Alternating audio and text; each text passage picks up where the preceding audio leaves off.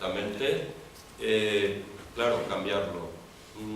Cambiarlo però de socarrel. Què vol dir canviar-lo de socarrel? Vol dir, anem a agafar, diguem, les regnes, anem a agafar com funciona l'economia, la gent treballadora. Clar, d'això n'hi ha gent que diu, però això ja s'ha intentat, clar, s'ha intentat en la Unió Soviètica, Cuba, en els països de l'Europa de l'Est, bé, sí, s'ha intentat i no ha funcionat, no? A Xina, és que igual s'ha fet malament, o igual això no ha de ser el plantejament. Jo no tinc clar com seria, però el que sí que vull i sí que defensem és canviar-ho. Canviar-ho i que desaparega la propietat privada, que desaparega que hi hagi una mansió Prada, un Roig, que tinguin tal. Amancio Ortega, no sé per què dic. Prada era el que cantava. Disculpeu, però jo per el nom ja veig. Després li diré també a Josep i Josep al Dani. M'heu de disculpar. Bé, igual per lo de física, que estic molt en els números, com m'hi comentava Adessa Vicent. Bé, bàsicament, i per no estendre'm massa, i si voleu després, nosaltres plantegem un canvi. En l'esquerra independentista és veritat que diguem, si nosaltres pensem que la nostra nació va més enllà del País Valencià, que són els països catalans, després podem entrar en això si voleu o no, però és perquè pensem que ahí tindríem més força i perquè volem construir-ho. Mireu en el mapa. És que el país català es fa a Espanya, Clar. No són nosaltres els que fem, són ells. Clar, tot això són construccions. On està ahí? És que el Boixet ho fan ells. Jo sé que després això xoca molt perquè és molt complicat això tal com està configurada la societat, dir-ho, per tot l'enfrontament que n'hi ha, l'anticatalanisme, etc. Però nosaltres pensem que així aniríem millor, que tindríem més força. Però sobretot nosaltres el que mirem és a la gent, a la gent treballadora, a la gent obrera, a la gent aturada, a la gent major que ara majoritàriament estan dient ja que no tinguen res. És un plantejament agosarat, és un plantejament que potser així a vosaltres igual no vos xoca massa perquè ho heu escoltat o us moveu amb gent que ens preocupem més per aquestes coses. Com plantejar-ho a la gent? Si ja el que tu dius costa, per l'enquesta que has dit. Bé, nosaltres trenquem el cap i intentem plantejar-ho poquet a poc. No ens neguem, per exemple, a la intervenció municipalista, per això està la CUP, diguem, o ara modernament podem també fer un plantejament d'aquest tipus, les dues branques, diguem, utilitzar les eines del sistema que tenim, per exemple, regidories en els ajuntaments o una acció municipalista, però no oblidar, per l'altra banda, que nosaltres el que volem és trencar el sistema. Anticapitalistes ens diuen, no ens importa, nosaltres no som contra la majoria de la gent, sinó som contra la gent que ens desalota, que ens oprimís, que per exemple manté aquest sistema totalment... Avui celebrem això del Dia de la Mare i estàvem recordant que vingué d'una altra cosa, d'una lluita diferent, pacifista, les mares que no volien que els seus fills, sobretot els seus fills, però les seues filles anaren a la guerra i d'ahir s'ha reconvertit, mira com el sistema capitalista reconvertís tot al seu favor, al Dia de la Mare per a comprar coses a la mare i des d'ací un agraïment molt, sense les mares no estaríem així. I clar, com construir això? Un sistema socialista, comunista, digueu-li com volem, jo no tinc clar com acabaria sent perquè ja ha fracassat. Sí que volia dir-vos que el capitalisme, la burgesia, ja en el segle XII, en el nord d'Itàlia, començar ja amb el mercantilisme, etc., a intentar les seues primeres... aparegué, i oposar-se al sistema anterior, al feudalista, al feudal, i fixeu-vos que fins als... tu això ho sabràs millor, fins a final del 18 o principi del 19 no acaba triomfar, o sigui que passa molt de temps. Clar, ara tenim el problema de que tal com va el sistema capitalista que tenim és que estem acabant amb la terra, o sigui, amb tots els recursos, ja és una qüestió de supervivència. No sé si era el Che Guevara que deia socialisme o mort, és que és ja la mort del planeta, almenys que ja diuen, jo que estic... Com dius, no has entrat, no? Clar, jo faig cosmologia, resulta que la física teòrica que jo faig és astrofísica i cosmologia, i clar, ja ara parlen en la NASA i en la ESA d'anar a la Lluna, per recursos, a Mart també parlen, perquè vegeu per on va la cosa. Clar, no és només una qüestió de recursos, perquè probablement nosaltres podríem viure sense menys. Les necessitats bàsiques són... Tenim moltes necessitats creades, que són molt bones, no? El mòbil, l'ordinador... Però les bàsiques per a viure una persona tampoc són tantes. Respirar, menjar... I, bueno, sobretot, tindre... Clar, sostre. Això és el plantejament que jo veig. Jo, dins de la gent que reclama un nou sistema, digueu-le socialista o comunista, també n'hi ha molta manera de veure. I en això, bueno, vaig acabant ja. Jo el que sí que veig és que, primera, per a fer un canvi, no, diguem, l'avantguarda, que seria baix, jo no acabo de veure, i en el marxisme, tu sabràs, n'hi ha marxisme lenin, marxisme marxista maoista, bueno, n'hi ha molt, no? Dins del marxisme, jo el que sí que veig és que una de les coses que sí que m'agrada, després podem entrar, si voleu, el materialisme dialèctic, és que tu has d'analitzar com és la situació, nosaltres estem així al País Valencià, veure com t'adaptes per a canviar les coses. Les coses van canviant, i això és com funciona la natura, això és la dialèctica, i aquest canvi, que no és sempre igual, però que té factors iguals, tens que projectar i veure com el vols. Coses que jo veig per a poder canviar el sistema, evidentment el que tu comentes. Unes poquetes persones, canviar-le el sistema, com a potser ha passat en la història, o de l'avantguarda, tampoc és que foren poques persones, però el que al final portaven o duien el canvi a, estic pensant en la Unió Soviètica, l'evolució que va tindre, no? Al final no està tota la gent convençuda, no funciona. Jo això sí que ho veig.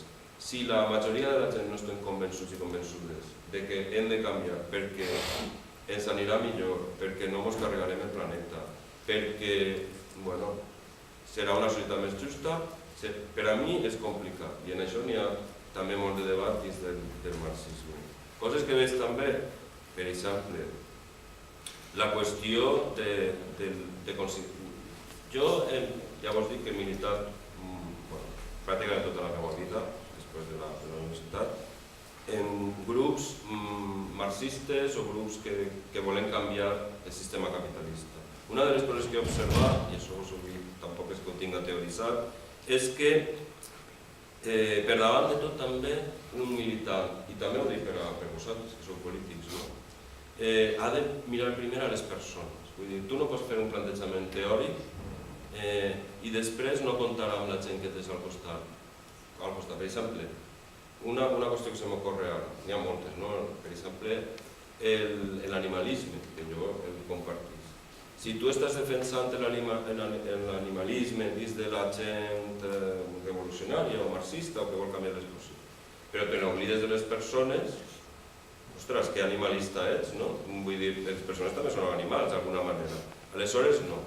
Quan lluitem per un canvi, sempre recordem a les persones que el canvi l'hem de fer amb la gent i que hem de respectar a les persones, perquè si tu estàs fent una construcció d'una societat que tindrà factors nous i sempre tindrà al seu darrere el que d'on partim, no?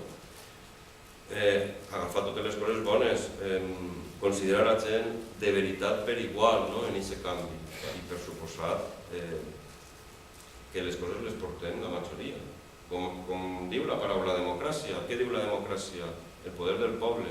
Quan s'ha manifestat el poder del poble en la història? Poquetes vegades. Entenent el poble no com l'entenien els grecs o les gregues, sinó com tota la gent, la majoria de la gent, que són gent que quan ens alcem tots els dies hem de fer coses per a poder menjar, no com altres que no fa falta que facin res perquè tenen menjar a lo millor per al País Valencià, sense un dia o els dies que siguin. Tu això que saps de números, més que jo... Tu te ben saps. Bueno, sí, també. Bé, i bàsicament, quin missatge vos volia transmetre? Doncs això, que més o menys m'imaginava que contaria Josep, que sí, que no estiga en contra, però que pense que de vegades, i sobretot la gent que estem més conscienciada, per a conscienciar també la cervesa a altra gent, no perdem de vista que podem, que igual el que estem reclamant podem estar una mica millor, però que n'hi ha gent, i també segur que ho penseu de vegades, veieu, és que és la realitat, és el que tenim que fer. Bé, M'escolteu? Sí? Moltes gràcies, Josep. Hem de veure com comença. Bueno, primer començaré agraint a Ferran i al grup de Comap, al Movavers i a la gent de Compromís el fet que hagueu pensat en mi per a parlar. També agrair a Marga i a Vicent, que també han sigut copartíceps de pensar en mi, i agrair també a la meva família, a Tere i a Usias i a Ariadna, la paciència que tenen amb mi per dur-los un diumenge de matí a aquest acte que és molt interessant, i altres qüestions que això m'agrada també. Bé, a veure, què fa un físic teòric com jo en aquest acte?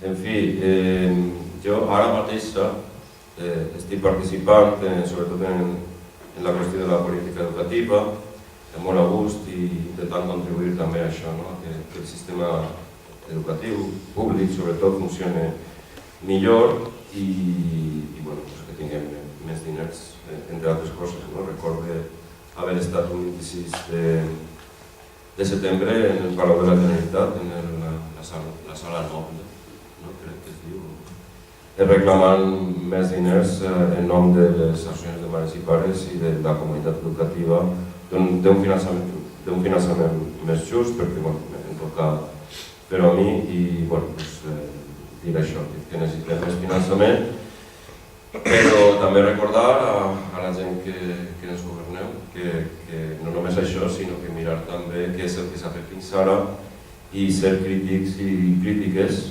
perquè està el tema de la corrupció i altres qüestions que també estan permits. I ara, quan estructure més el meu Parlament, veureu un poc el que vull contar-vos. Dir-vos això, que avui em trobo així, que quan vas parlar amb Ferran... És que, a veure, hi ha una qüestió, estic canviant la visió i soc miop, però ara, fins ara, amb les ulleres me veia també de a prop, però ara per a prop no necessito ulleres i per a llum sí. Llavors, disculpeu-me si no us veig bé. A veure, jo li vaig comentar a Ferran que podia parlar de diverses qüestions i al final me va dir que parlara un poc d'economia i la visió que jo vos donaré és un poc diferent a la que ha donat Josep. Josep ha fet una bona descripció del que es passa com a valencians i valencianes. Jo ara vaig a donar-vos un punt de vista diferent, d'acord? Com he dit alguna vegada als meus i meues alumnes d'Història de la Ciència i la Tecnologia, de Matemàtiques també, però vaig estar fent una assignatura, disculpeu, que es diu Història de la Ciència i la Tecnologia, i jo allí es donava un punt de vista diferent al que donava. Jo dia, mira, si teniu els llibres, podeu mirar-los, i jo després vos explicaré una visió diferent, que no cal que estigueu d'acord amb ella, però que és la que jo tinc, jo només no, sinó més gent, i que també està bé que la conegueu i després ja valorem, que no és una visió que se dona o que estiga massa extensa, però que sí que és una visió que té, com era d'Història de Ciència i Tecnologia, que té la seva història. La meva visió va ser una visió marxista, jo soc marxista, o almenys ho intento ser, i jo us donaré una visió del problema que tenim així des d'un punt de vista marxista, que tampoc dins del marxisme també hi ha diverses tendències o diverses maneres d'analitzar les coses, i després ja vosaltres, si us interessa, en dieu. No és oposada a la que ha fet Josep, que jo crec que té el seu grau de complementarietat, però té altres factors que quan s'exposa el problema des del punt de vista més concret, de vegades no la tenim en compte i des del meu punt de vista sí que és interessant que la tingui. Estic pegant moltes voltes, però Marga ja me coneix i Teresa també, de més temps, i ja sabeu que jo parlo un poc així. I per què estic així parlant d'economia? Bé, jo, com ja heu comentat, soc físic teòric, faig classes de matemàtiques i he fet classes de matemàtiques financeres també.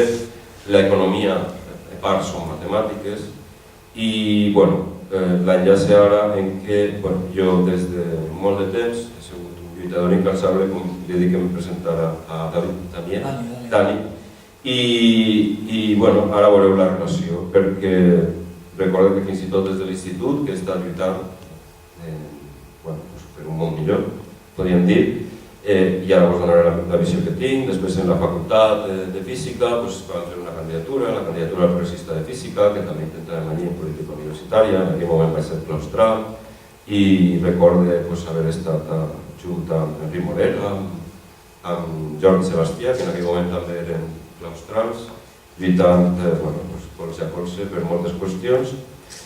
I després ja quan vaig acabar i vaig començar el doctorat, vaig començar la meva militància més enllà del que era el món acadèmic, i me vaig decidir per militar dins de l'esquerra independentista.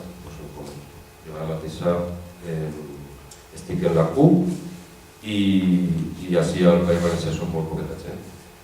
I per tant tenim uns paràmetres que tenen part de coincidència amb el de compromís, però també tenen una visió, bé, podem dir que complementària, però també té les seues diferències.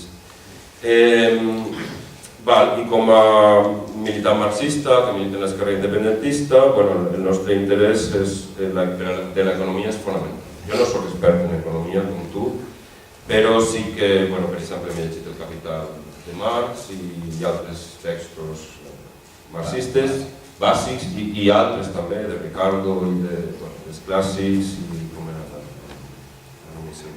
bé, Smith, no? I després també textos més moderns i efectivament. I també he participat en cursos sobre economia, per exemple, marxista, i tota aquesta introducció que he fet ahir tan llarga. Agraeix també, crec que ho he comentat, a la gent d'Almogàvers i a la gent de Compromís que em doneu l'oportunitat de contar-vos tot això. Jo tenia apuntat, tampoc sabia molt bé si anaves a tractar el tema a nivell més municipalista o més a nivell de País Valencià. He vist que a nivell de País Valencià, mireu, en els meus apunts tenia: és possible una economia, un sistema més just al País Valencià, i tenia País Basc. Bé, tu ja ho has comentat. La meva resposta és que sí, però que hem d'anar més enllà. Si és possible una economia o, per exemple, que tinguem més recursos així al País Valencià, sí, clar que és possible. El que passa és que, tu has comentat, com estan les regles del joc, i així com ho comentes tu, ja tu dius una enquesta, també cal valorar que les enquestes se manipulen, o sigui que la percepció, clar, les policies saben quin mitjà és, no? És veritat que si parlem ara després en la cervesa amb gent, o que està la gent, crec que avui són comunions, preocupada potser en altres temes, i no n'hi ha més gent així preocupada per el que estem exposant, és possible que sí que tinga part de raó aquesta enquesta, però jo sempre miro les enquestes i mireu si no les últimes en les eleccions, que diuen una cosa i després s'equivoquen. Sempre les mire amb certa, i això que soc matemàtic o físic, però sempre se poden llegir d'una manera o d'una. Si és cert que potser tenim menys consciència del país que el País Basc, però tenim la consciència que tenim i som un país diferent. Per això cal analitzar-ho d'una manera diferent, i ara us exposaré la que jo pense, que no és única meua, però us donaré la meva visió. Clar, per què hem arribat a la situació que estem ara? Tu has parlat de deute i caldria també posar sobre la taula no només aquesta renegociació, sinó que, per exemple, a Alemanya, o el que s'entén ara per Alemanya, se li va condonar totalment el deute tant de la Primera Guerra Mundial com de la Segona, perquè foren perdedors, i al final no han hagut de pagar res, o sigui, han tornat i són el motor de l'economia europea. Tot això cal recordar-ho, que clar, la gent marxista, i altra gent també, però mirem molt la història, allò del materialisme històric, materialisme dialèctic, que segurament faries tu en en la facultat, d'alguna manera, aleshores cal mirar la història per entendre el que tenim, no? També podem reclamar això, per exemple, que se'ls condoni. També se parla de deute just o injust, últimament, amb les noves forces polítiques que han aparegut. Si voleu, després podem parlar una mica sobre això. Clar, per analitzar per què el País Valencià tenim aquest grau de feblesa en reclamar, cal mirar un poc la història. Què ha passat? El que tu has comentat, el País Basc, o inclús Navarra, o Euskal Herria, tenen més força de negociació perquè ha tingut una història passada d'una lluita més forta. Podíem mirar-ho així, no entraré a analitzar en detall. Fins i tot Catalunya, però ara estem mirant en la gràfica que has posat que estava igual que nosaltres, més o menys. Clar, la situació de Catalunya ha anat variant i ara tenim el que tenim. Allí s'està reclamant la independència perquè diuen que no n'hi ha manera. Clar, no n'hi ha manera. Per què no n'hi ha manera? Doncs perquè des de la transició, ja no te dic pel franquisme, de la situació que partíem, però quan intentaren els nostres avantpassats i avantpassades equilibrar una mica la qüestió de l'estat espanyol inviable, que jo coincidís amb tu també, la situació en Catalunya i la situació en el País Basc, amb el grau de lluita que portaven, va donar una configuració diferent a la del País Valencià. Així en el País Valencià començaren, després del franquisme, a reclamar amb força, s'ha dissenyat tot un pla per aturar això, per exemple el fenomen del blaverisme, els atacs a Joan Fuster, a Sánchez Guarner, al del meu poble, al Vicent Andrés Estellers. Va ser una aposta per a que no poguérem reclamar tant, per a aturar la nostra lluita, per a dividir-nos entre nosaltres, amb el fenomen del blaverisme, i tot això, si voleu després podem analitzar amb més detall, ha configurat el que tenim. És cert que ara tenim una mica més de força per tota una sèrie de circumstàncies, després de 20 anys de PP, de polítiques neoliberals, hem tingut una alenada, ara amb el que tenim, i gràcies, però jo penso que la gent que estem més conscienciada, el que nosaltres volem aportar des de l'esquerra independentista és una visió diferent, i ara la clar, si tu acceptes el marc que tens, tu pots arribar fins a un determinat grau perquè el sistema no te va deixar avançar fins a més enllà. Perquè el sistema, tu vius en l'estat espanyol, tu pots reclamar més que altres, que te traspassen tots aquests diners per càpita que dius, però d'ahir no te'n pots eixir. Clar, per exemple, què havia estat demanant fins ara el País Basc o Euskal Herria? Anar-se'n i anar a la seua. Tenen part perquè el seu finançament és diferent. Catalunya ho ha estat intentant, podem analitzar també la seva història, i ara mireu on estem, en Catalunya, intentant independitzar-se. Què ens passa a nosaltres? Ara tenim, com us he dit, una alenada, però cal mirar cap a l'objectiu que tenim. L'objectiu que és arribar a la situació del País Basc, seguirem patint. Seguirem patint qui? És el que jo penso. Clar, tu estàs, com ja he dit, acceptant d'alguna manera el sistema, que jo no dic que no se pugui fer, ni que no, és una opció, i intentar demanar més. Clar, com està configurat el sistema? Nosaltres vivim en un sistema capitalista en el qual estem encorsetades en un estat, i l'estat, n'hi ha una sèrie de gent, com l'Avancio Prada, uno d'ací també del País Valencià, com es diu aquesta, el Roig, que estan molt bé perquè se n'aprofiten de la situació que tenim, són capitalistes o burgesos o empresaris, i la majoria de la gent som gent treballadora que tenim diferent grau, diguem, de benestar, entre cometes, i estem patint tot això del sistema educatiu, la sanitat. Ja has comentat que no arribem als serveis socials, o sigui que si el plantejament és la redistribució, és una redistribució de les micones que diuen en el meu poble. Els que més micones tenen són el País Basc, estava a Catalunya, ara s'estan llevant, perquè, clar, què passa? A veure si soc capaç d'explicar-ho breument, i que potser alguns de vosaltres ho coneixeu. El sistema capitalista se basa en la lliure competència de les empreses. L'empresa que no sobreviu cau, d'acord? Aleshores, cada vegada el sistema ha de treure més rendiment en les empreses. Hi ha ara el sistema des del principi està més o menys globalitzat, ara està molt més globalitzat i avançat. Llavors es reuneix la gent del G, ara crec que és el 20, i dissenya que ja no treuen prou profit, perquè han de treure profit, perquè si no s'enfonsen, si no són ells, són uns altres, les empreses. D'acord? I ara, per a treure més rendiment, no sé, la taxa està tendencial, que potser tu has fet en la carrera, no? I que jo he llegit ahir en el Capital. Per a treure més rendiment, ja han de treure també dels serveis públics. I entonces per això el tema de la privatització, el tema, per exemple, en el nostre cas de les escoles concertades o dels hospitals privatitzats, perquè han de guanyar més. I si no ho fan ells, ho faran altres empreses. I com estan globalitzades, doncs, va així. Ho feren en Amèrica del Sud, el que anomenem Amèrica Llatina, ja fa temps, així ja han arribat perquè han de treure més rendiment i això és el funcionament del sistema.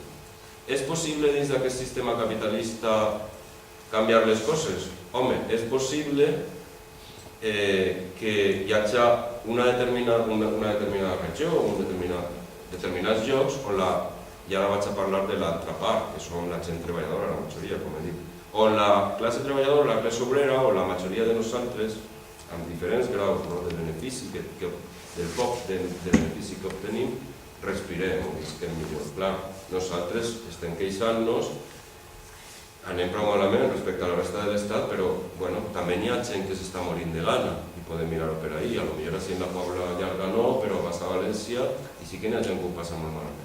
Però si ens comparem potser amb la gent en Àfrica o en Àsia, en molts llocs d'aquests, o en Amèrica del Sud, relativament no estem tan malament.